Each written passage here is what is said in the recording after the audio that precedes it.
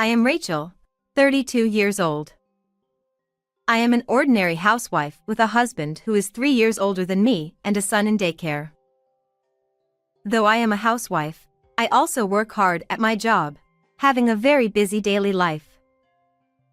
One day, there was a welcome party for new employees at my company, and I attended as well. On the way back from the party, I was suddenly stopped by a police officer. I had been obeying the speed limit and traffic lights, so I was puzzled as to why I was being stopped.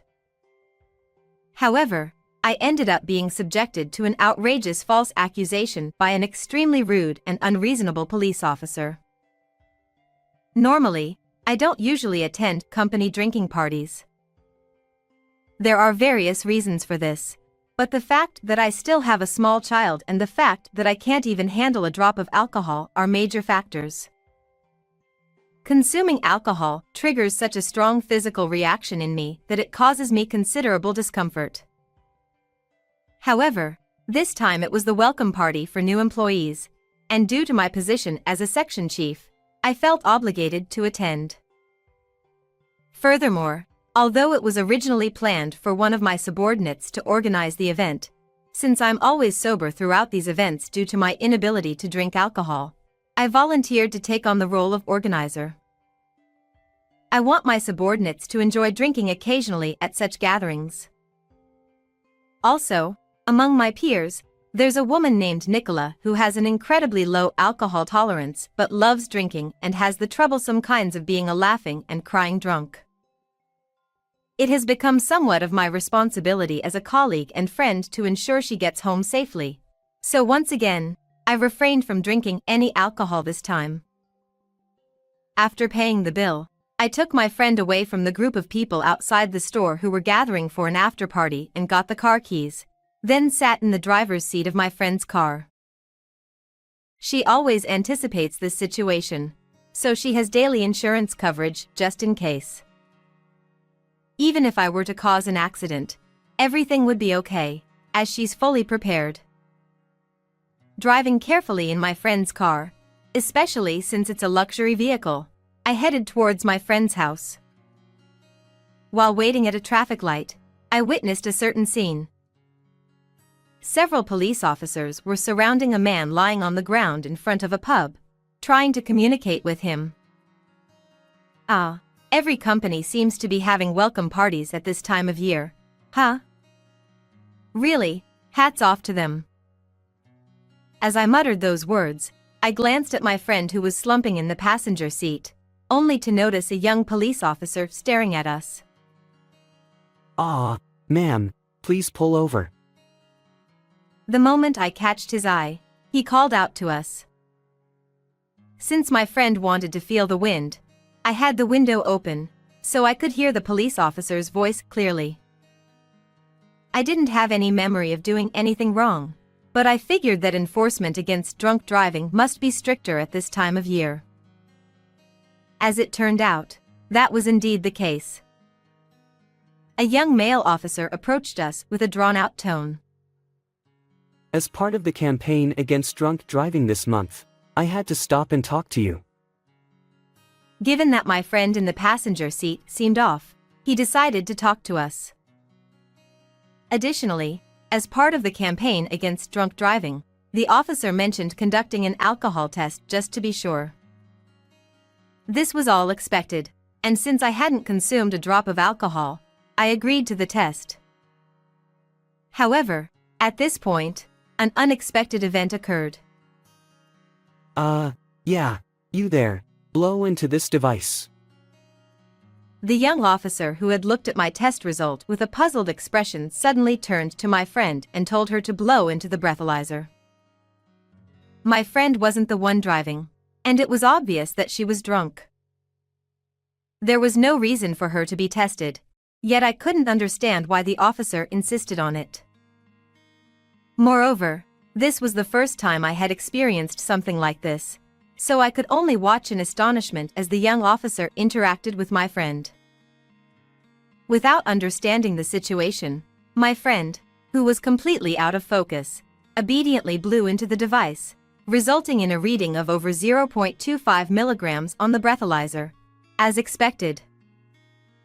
Upon seeing the result, the officer looked at me with a smirk and said, "Ah, this is drunk driving. Your license will be suspended. Understand? Suspension." The officer insisted that the breathalyzer result of my friend, who was sitting in the passenger seat, was mine and accused me of drunk driving. Of course, I couldn't accept such an outrageous accusation and asserted that I hadn't been drinking. However, the young officer raised the corner of his eye and said, "You're being noisy. If you refuse to follow police instructions, I'll arrest you for obstructing official duties on the spot." He threatened me. Thinking that such behavior shouldn't be tolerated, I protested vehemently. And then, as the young officer and I were futilely arguing about whether I had been drinking or not, someone who seemed to be the young officer's superior arrived, perhaps sensing that something was amiss. "What's going on here?" Upon hearing the supervisor's words, the young officer's expression got soured, and he reported that I was lying about not drinking and driving. The supervisor officer stared at my face intently and furrowed his brow. It was obvious.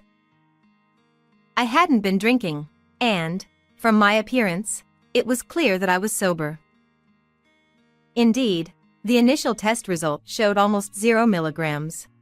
However, since the supervisor officer didn't witness the entire situation, he was at a loss for how to proceed and requested another test to be conducted in front of him. Just when I thought I would finally be released, the young officer, feeling that things weren't going his way, unbelievably claimed that my friend was carrying suspicious drugs. The reason for my friend's strange behavior, according to the young officer, wasn't due to intoxication but rather hallucinogenic effects. Not stopping there, he accused me of intending to harm my friend, casting unwarranted suspicion, and the situation spiraled out of control into a completely unexpected direction. Since my friend wouldn't do anything like that, and there was no evidence to support such a sudden accusation, it was painfully obvious that the young officer was just fabricating a lie out of thin air. However, in order to be thorough, the supervisor officer requested to inspect both my belongings and the inside of the car. Reluctantly, I agreed to undergo the inspection of my belongings. Then, the young officer discovered a bag containing a mysterious white powder peeking out from the side compartment of the car. The moment he saw it, he had a triumphant expression on his face. "This is definitely drugs," he exclaimed excitedly. Even the supervisor officer was pondering the situation. Honestly, since it belonged to my friend, I had no idea what it was, and she was still drunk, looking drowsy that her head was niddle-noddle. Moreover, because my friend was the owner of the car, without her permission, the police couldn't conduct an internal search. We were given the option to accompany the officers to the police station or, if we refused, they would request a search warrant. Furthermore, as the young officer loudly declared, "It's drugs," other officers who were dealing with a drunken man lying by the roadside also gathered, making the situation even more chaotic. Caught in a situation where nothing made sense anymore, the young officer began to make a fuss about arresting us on the spot. Feeling like things were getting out of control. "All right then. Shall we go to the police station?" I responded more calmly than I thought. Making a scene here won't solve anything, and I have a lot to say about the false accusation of drunk driving earlier. My friend was also being framed as a criminal, so I couldn't stay silent. Upon hearing this, the young officer looked surprised. "Ha!" He seemed to prefer arresting us on the spot, but given the circumstances, we were instructed by the supervisor officer to go to the police station for further examination and to provide detailed statements. As soon as we arrived at the police station, I underwent another alcohol test in the presence of many officers to prove my innocence. As expected, no alcohol was detected in my system, and it was concluded that I hadn't been driving under the influence. The young officer who had accused me was scolded by his supervisor for his behavior. As I sighed in relief, the young officer began to make excuses, such as the machine was broken or I didn't blow into the device correctly. In the end, he resorted to fabricating lies, such as accusing me of attempting to steal belongings from my intoxicated friend. The other officers seemed to understand that these were lies, but the young officer was too agitated and uncontrollable.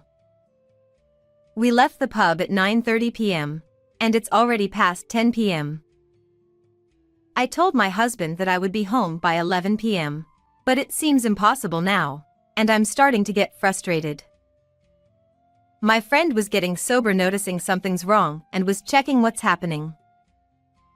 We are innocent. Please apologize. I demanded an apology from the angry young officer. Are you threatening me? But he became defensive. At that moment, the anger I had been holding back surged over me. Enough is enough. My loud voice echoed through the police station, bringing a momentary silence.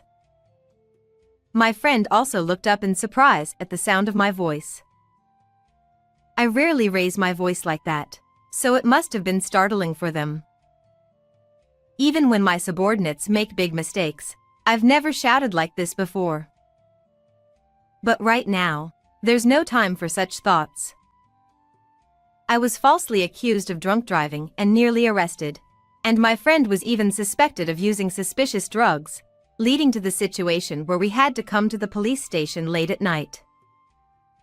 It's all because of that unreasonable young officer who does nothing but lie. I can't stand the fact that someone like him abuses the power of the state as a police officer and acts so arrogantly. I strongly felt that he must be held accountable. Phew, it seems you're prepared. I won't hold back anymore. I stood in front of the young officer and asked, "What's your intention in trying to make a false charge against us?" He probably thought that since we're just two women and one of us was drunk, he could easily get away with making things up, right?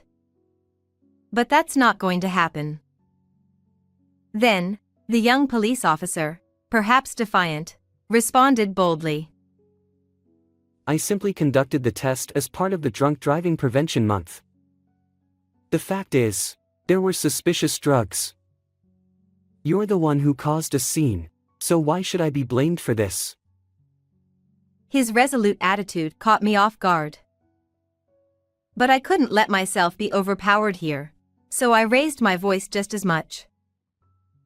Then why did you test my friend and lie that I was drinking after you realized I wasn't driving under the influence? Can you explain that thoroughly? My words caused a stir around us. The young officer, not willing to back down. Do you have any proof that I lied? He still continued denying everything. As I pondered how to recreate the situation. Our car has a dashcam that also records the interior. Could you check that, please? Nicola hesitantly spoke up. It turns out, she had invested in a high-quality dashcam for the luxury car. She chose such a product not only for security but also to capture any incidents that might occur inside the car. She believed this could serve as evidence.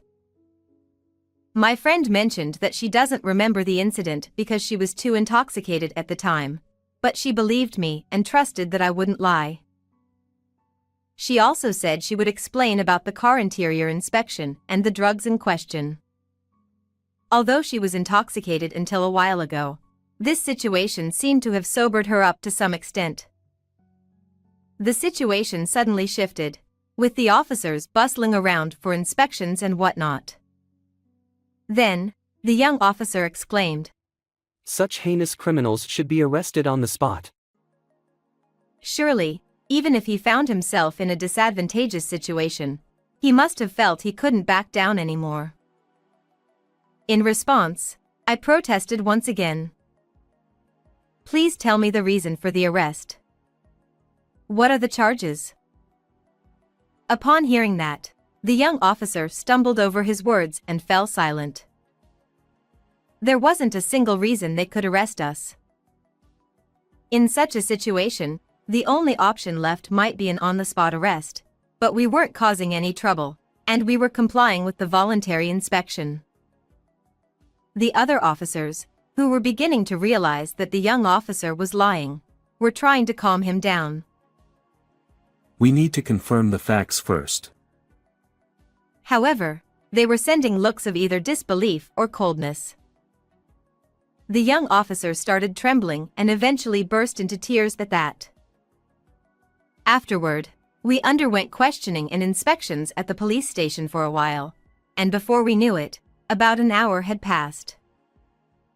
Thanks to my friend's cooperation, things proceeded smoothly. Regarding the white powder, it's just allergy medicine for hay fever. See, it's pollen season, right? I've always had severe allergic rhinitis, so I always carry it in my car or bag. My friend explained it that way. The name of the medicine's ingredients was printed small at the bottom of the bag, and just to be sure, we had it tested, but as expected, it came back negative. Since there was nothing suspicious found during the car search, and I was the one driving, we were able to completely prove our innocence. Regarding this, I received an apology from his supervisor. I sincerely apologize for the significant inconvenience caused on this occasion. It's late today, so I'll visit with the director tomorrow to offer our apologies once again. However, the young officer still refuses to admit his wrongdoing and insists. This must be some kind of mistake. There must be some oversight. I couldn't stand it any longer. If you insist on that, then let's go to court. Insulting me, threatening me, negligence of duty, and fabricating information. Let's leave it to the law to decide which side is right, as befits a nation governed by the rule of law. With that, even the young officer couldn't say anything more. Just when I thought we were finally free, it was almost midnight, and as I exchanged glances with my friend, I let out a deep sigh. While my friend hadn't completely sobered up yet, I was helping them back to the car when that young officer came running after us and called out. I turned around, thinking he had more complaints, but to my surprise, his face had turned pale. I heard from those who interviewed you. Is your husband a lawyer? I was wondering what he was going to say, and then he came out with something like that. Yes, that's right. I'll tell my husband everything about this incident, and we will definitely sue you. He then grabbed my clothes and pleaded with me. I won't do it anymore. Actually, there's a personal quota I need to meet, so I had no choice but to do such things. The young officer then confessed the real reason for his actions. It's infuriating to think that we were detained for nearly 2 hours for such a ridiculous reason. I couldn't care less about your quota. What's more concerning is the fact that the police are causing trouble for innocent civilians and even fabricating charges. What's going on here? I raised my voice and pushed away the young officer's hand. I thought I might be accused of obstructing official duties, but given the circumstances, the young officer, on the verge of tears, remained silent and looked down.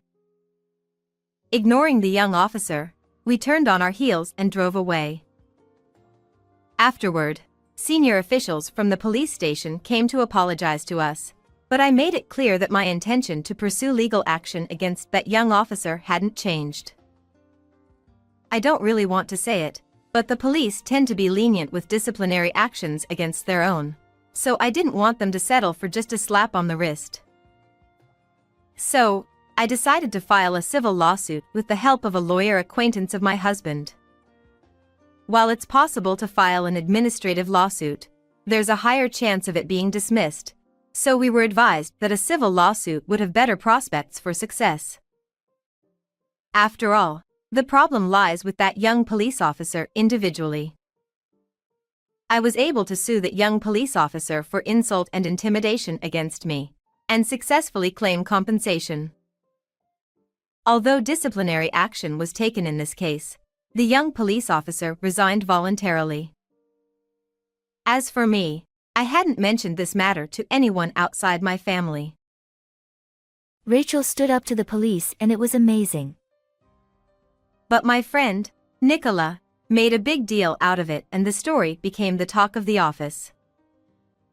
It seems that until now, I was perceived as an unapproachable, career-driven female manager, but thanks to this incident, I've noticed an increase in people approaching me, and now I have a good relationship with many of my subordinates. Furthermore, I've succeeded in securing major deals and have been promoted. Thanks to that, I was able to take a long vacation, so I'm planning a long-awaited trip to Italy with my family. I've had enough of such false accusations, but I intend to continue living true to myself from now on. Well then, everyone, take care.